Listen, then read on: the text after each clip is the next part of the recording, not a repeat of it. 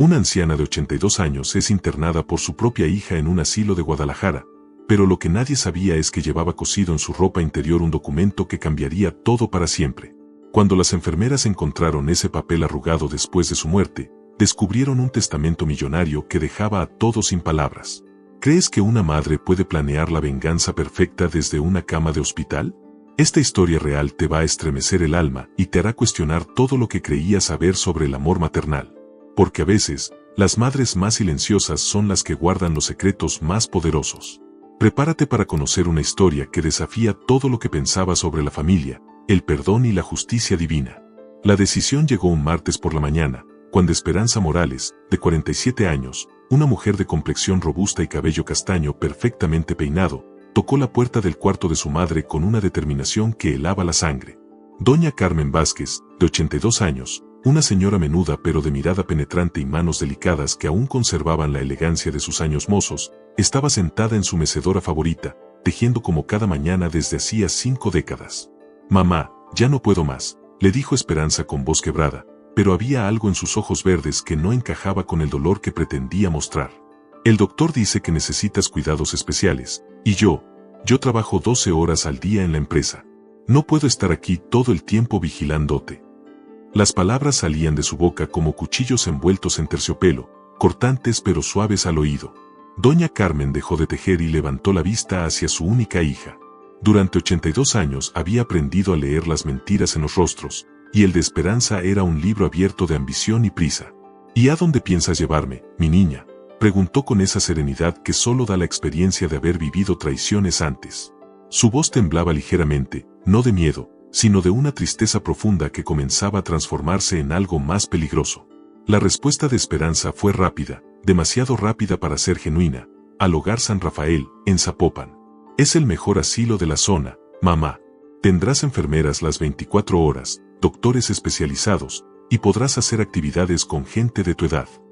Pero mientras hablaba, sus dedos tamboriletaban nerviosamente sobre su bolsa Hermès, una bolsa que doña Carmen recordaba haber visto en el armario de su difunto esposo, junto con otros objetos que habían comenzado a desaparecer misteriosamente. Lo que Esperanza no sabía era que su madre había estado observando, anotando y documentando cada una de sus visitas nocturnas a la caja fuerte del estudio. Doña Carmen fingía dormir profundamente mientras su hija revisaba documentos, fotografiaba papeles importantes y hacía llamadas susurradas desde el jardín. La anciana había descubierto que Esperanza no solo había estado robando dinero de sus cuentas bancarias, sino que había falsificado su firma en varios documentos de propiedades. Esa misma tarde, mientras Esperanza empacaba apresuradamente las pertenencias de su madre en 2 maletas pequeñas, doña Carmen se las ingenió para esconder algo muy especial entre la ropa interior que nadie se atrevería a revisar. Con manos temblorosas pero decididas, cosió un pequeño sobre dentro del forro de su camisón más viejo, ese que sabía que las enfermeras usarían para vestirla en sus últimos días. Dentro de ese sobre había un documento que cambiaría el destino de muchas personas. 2 semanas después, cuando el automóvil Mercedes-Benz color plata se detuvo frente al Hogar San Rafael, doña Carmen miró por última vez la casa donde había vivido 60 años de matrimonio y 47 años de maternidad. Esperanza caminaba a paso acelerado hacia la entrada, saludando efusivamente a la directora como si fuera una liberación personal. «Aquí estará muy bien cuidada», murmuró sin voltear a ver a su madre. «Vendré a visitarla cada domingo». Era una promesa que ambas sabían que nunca se cumpliría. El cuarto número 12 del segundo piso se convirtió en el último hogar de doña Carmen, pero también en el escenario donde se ejecutaría la venganza más silenciosa y perfecta que Guadalajara había visto jamás. Las paredes color crema y las cortinas de flores parecían inofensivas, pero escondían el secreto más explosivo que una madre podría dejar como herencia. La primera noche en el asilo, mientras las enfermeras pensaban que dormía, doña Carmen sacó una pequeña libreta que había logrado esconder en su zapato derecho. Con una pluma que había tomado prestada del escritorio de la recepción, comenzó a escribir con letra temblorosa pero determinada. La luz de la luna que entraba por la ventana iluminaba su rostro arrugado, donde se mezclaban las lágrimas de tristeza con una sonrisa de satisfacción. «Para quien encuentre esta carta», escribió, «mi nombre es Carmen Vázquez de Morales, y si están leyendo esto es porque ya no estoy en este mundo. Lo que van a descubrir cambiará muchas vidas, especialmente la de mi hija Esperanza». Sus manos se detuvieron un momento, como si el peso de lo que estaba a punto de revelar fuera demasiado grande, pero luego continuó con una determinación férrea que la sorprendió a ella misma. La carta revelaba la ubicación exacta de un testamento que había sido elaborado en secreto 2 años atrás, cuando doña Carmen comenzó a sospechar de las intenciones de su hija. En el Banco Santander de la sucursal Chapultepec, en la caja de seguridad número 1247, encontrarán mi verdadero testamento. La clave es el cumpleaños de mi nieta María José, la hija que Esperanza dio en adopción y que cree que nadie conoce. El documento continuaba con detalles que helarían la sangre a cualquiera: mi fortuna de 47 millones de pesos, más las propiedades en Puerto Vallarta, Mazatlán y la casa familiar, no serán para mi hija. Esperanza ha demostrado que el dinero es más importante que el amor filial. Por eso, he decidido que todo será para la persona que me ha dado el cariño verdadero que una madre merece en sus últimos años. Pero la parte más impactante venía al final de la carta: busquen a la enfermera que viene a visitarme cada tarde, aunque no esté de turno. Ella no sabe quién soy realmente, pero yo sí sé quién es ella. Su nombre es María José Hernández, tiene 28 años, y es la nieta que Esperanza abandonó hace 3 décadas. El destino la trajo de vuelta a mí, y ahora ella será quien herede todo lo que su madre biológica rechazó por ambición. La carta terminaba con una instrucción específica: entreguen esta información al notario público Rodrigo Santamaría, en la calle Juárez 456. Él tiene copias de todos los documentos y sabe exactamente qué hacer. Díganle que la rosa blanca finalmente floreció, y él entenderá que ha llegado el momento de ejecutar mi última voluntad. Durante las siguientes 3 semanas, doña Carmen vivió sus últimos días con una paz que no había sentido en años. Había logrado esconder la carta detrás de un ladrillo suelto en la pared del baño, un lugar donde sabía que solo se encontraría después de su muerte, cuando hicieran las reparaciones del cuarto. El testamento que revolucionaría Guadalajara estaba a punto de revelarse, pero su contenido era aún más impactante de lo que cualquiera podría imaginar. Doña Carmen no solo había planeado una herencia millonaria para su nieta desconocida, sino que había documentado cada uno de los robos y fraudes que Esperanza había cometido durante años, con fechas, montos exactos y fotografías que había tomado en secreto. La anciana había contratado a un detective privado llamado Joaquín Ruiz, un hombre de 55 años, delgado y de bigote canoso, especializado en investigaciones familiares. Durante 6 meses, Joaquín había estado documentando todos los movimientos financieros sospechosos de Esperanza, desde las transferencias bancarias no autorizadas hasta la venta ilegal de joyas familiares que pertenecían a la herencia de su difunto esposo. El documento de 47 páginas que reposaba en la caja fuerte del banco no era solo un testamento, era una confesión completa de una madre que había sido traicionada por su propia sangre. Esperanza Morales ha robado aproximadamente 2.3 millones de pesos de mis cuentas personales, decía el documento con letra clara y firme. Tiene en su poder el anillo de diamantes de mi abuela, los aretes de perlas que heredé de mi madre, y ha vendido sin mi autorización 3 pinturas originales que mi esposo coleccionó durante 40 años. Pero la revelación más devastadora estaba en el párrafo final del testamento. Declaro que mi hija Esperanza Morales queda completamente desheredada por los crímenes de robo, fraude y abandono familiar. Todos mis bienes, incluyendo la empresa familiar, Textiles Morales, valuada en 23 millones de pesos, serán transferidos a María José Hernández, mi nieta biológica, quien deberá ser contactada a través del notario público una vez que se ejecute este documento. El testamento incluía una cláusula especial que demostraba la astucia de doña Carmen. Si mi hija Esperanza intenta impugnar este testamento, serán públicos todos los documentos que comprueban sus actividades delictivas, y será procesada penalmente por fraude y robo en grado mayor. Además, deberá devolver cada peso robado con intereses del 15% anual desde la fecha del primer hurto. La ironía más cruel del destino estaba a punto de revelarse. Esperanza había internado a su madre para tener acceso libre a su fortuna, sin saber que esa misma decisión sería la que activaría su propia ruina financiera y legal. El asilo que pensó que sería la tumba del obstáculo para su riqueza, se convertiría en el lugar donde se gestó su perdición total. Cada tarde, como un ritual sagrado, una joven enfermera llamada María José Hernández llegaba al cuarto 12 aunque no estuviera en su turno de trabajo. Era una mujer hermosa de 28 años, de cabello negro ondulado y ojos color miel que brillaban con una dulzura natural, quien había comenzado a visitar a doña Carmen porque algo en la anciana le recordaba a la abuela que nunca conoció.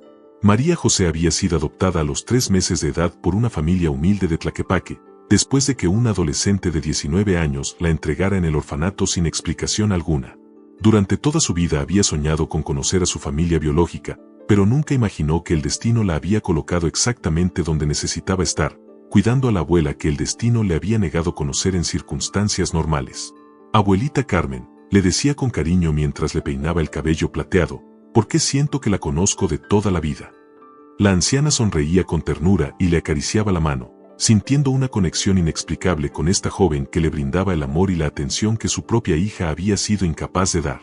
Tal vez porque algunas almas están destinadas a encontrarse, mi niña, respondía doña Carmen con los ojos llenos de lágrimas. Durante esas tardes íntimas, doña Carmen le contaba historias de su juventud, de su esposo fallecido, y de los sueños que había tenido para su familia. María José escuchaba con atención religiosa, tomando notas mentales de cada detalle, como si estuviera memorizando los capítulos de un libro sagrado. Tengo una nieta en algún lugar del mundo, le confió una tarde doña Carmen, y todos los días rezo para que sea tan buena y cariñosa como tú. Lo que ninguna de las dos sabía era que la sangre llamaba a la sangre de una manera misteriosa. María José había desarrollado un amor incondicional por doña Carmen que trascendía la relación profesional. Llegaba con flores del jardín de su casa, le llevaba tamales caseros que preparaba los fines de semana, y se quedaba horas extra contándole chistes para hacerla reír. Esta niña tiene un corazón de oro, pensaba la anciana, igual que el que yo hubiera querido que tuviera mi verdadera nieta. La conexión entre ambas se profundizó cuando María José comenzó a notar que doña Carmen no recibía visitas de su familia. ¿Su hija no viene a verla?, preguntó una tarde con genuina preocupación.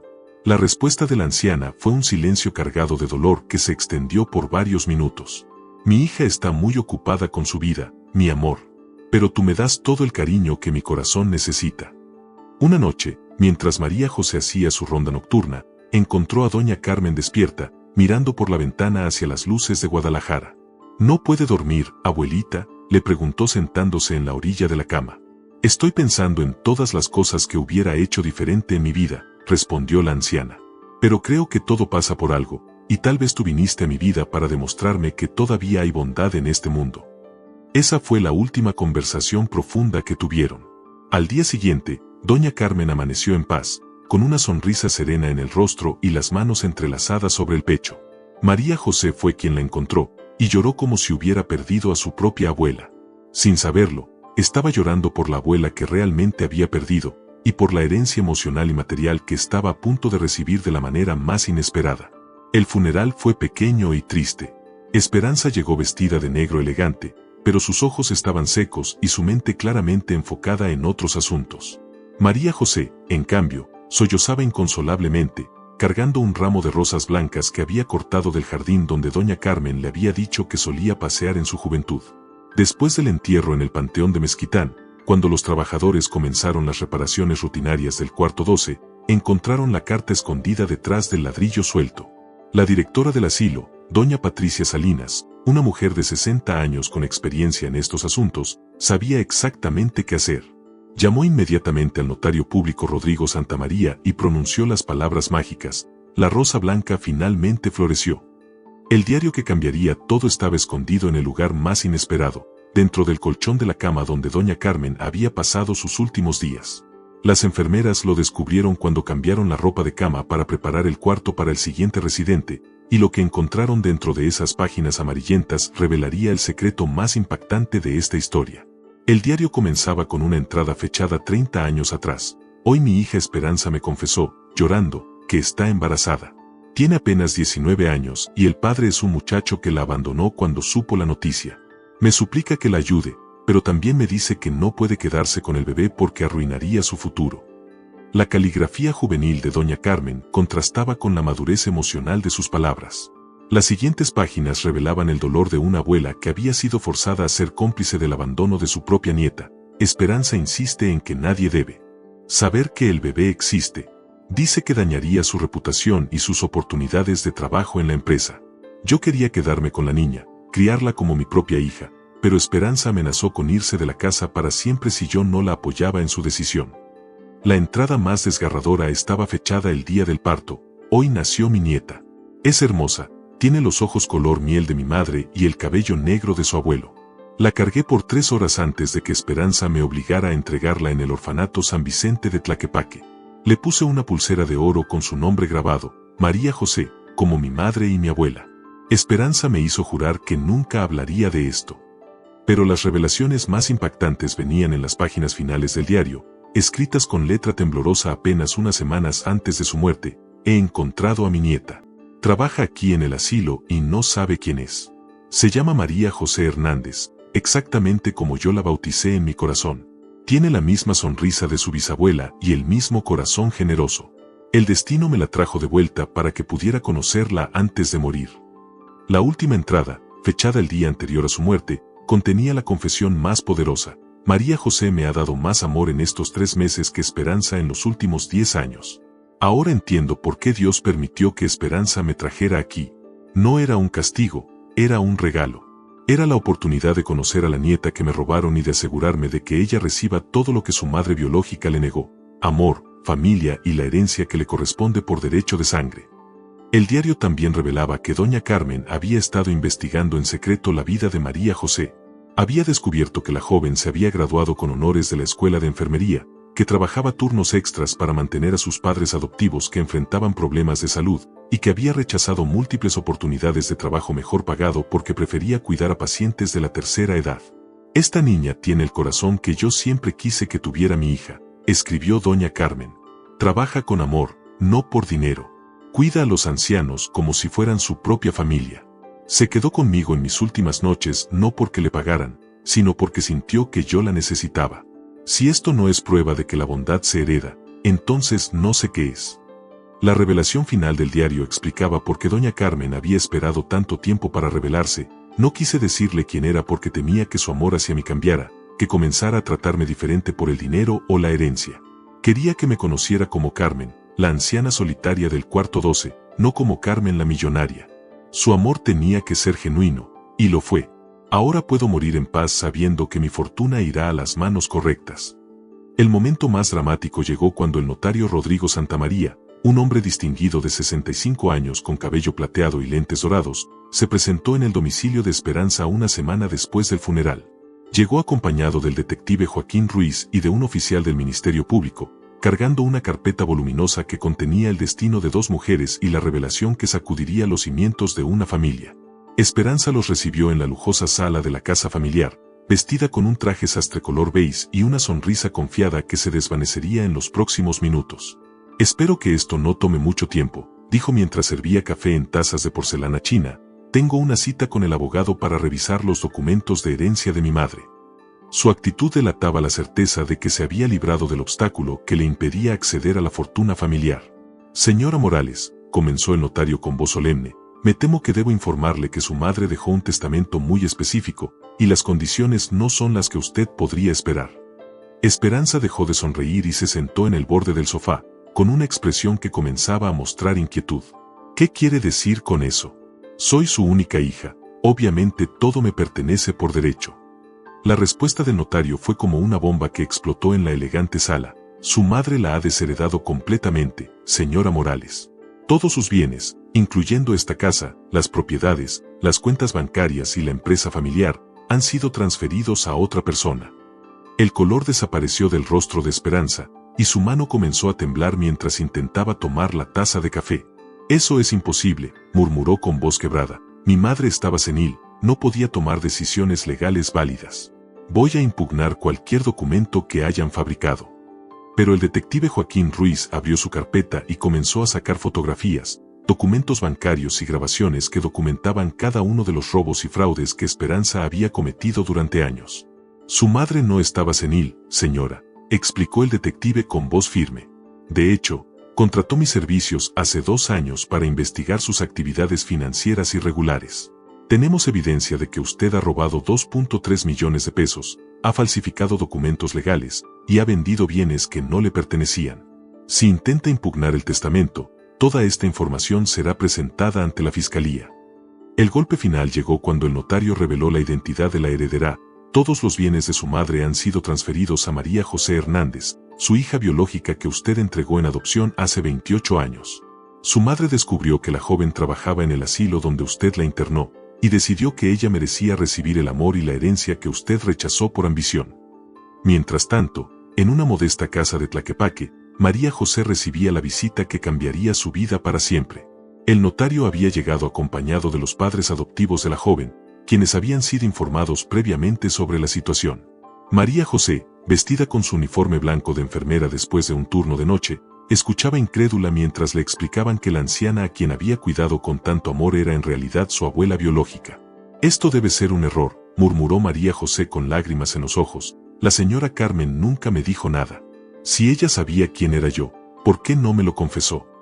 La respuesta estaba en las páginas del diario que el notario le entregó con manos temblorosas. Al leer las palabras de su abuela, María José comprendió que había sido amada y observada desde el primer día, y que cada gesto de cariño que había recibido tenía un significado mucho más profundo. Su abuela quería asegurarse de que su amor hacia ella fuera genuino, explicó el notario, no influenciado por el dinero o la herencia. Ella documentó cada una de sus visitas, cada gesto de cariño, cada momento que usted pasó cuidándola sin recibir nada a cambio. Para ella, eso fue la prueba definitiva de que usted había heredado su bondad y su corazón generoso. La revelación final llegó cuando María José descubrió que no solo había heredado 47 millones de pesos y múltiples propiedades, sino también el amor incondicional de una abuela que había pasado sus últimos días observándola en silencio, orgullosa de la mujer en la que se había convertido a pesar de haber sido abandonada al nacer. La justicia divina había completado su círculo perfecto. La hija que abandonó a su madre por ambición perdió todo, mientras que la nieta que fue abandonada por esa misma ambición recibió todo el amor y la fortuna que le correspondían por derecho de sangre y bondad de corazón. Esta historia nos enseña que el amor verdadero siempre encuentra la manera de regresar a nosotros, aunque sea de la forma más inesperada. ¿Tú crees que esto fue simplemente coincidencia, o fue la mano del destino asegurándose de que cada persona recibiera exactamente lo que merecía? Déjame tu opinión en los comentarios. ¿Piensas que doña Carmen hizo lo correcto al desheredar a su hija? ¿O crees que una madre siempre debe perdonar sin importar las circunstancias? Comparte esta historia con alguien que necesite recordar que la bondad siempre tiene su recompensa, y suscríbete al canal para más historias que te harán reflexionar sobre el poder del amor verdadero y la justicia divina.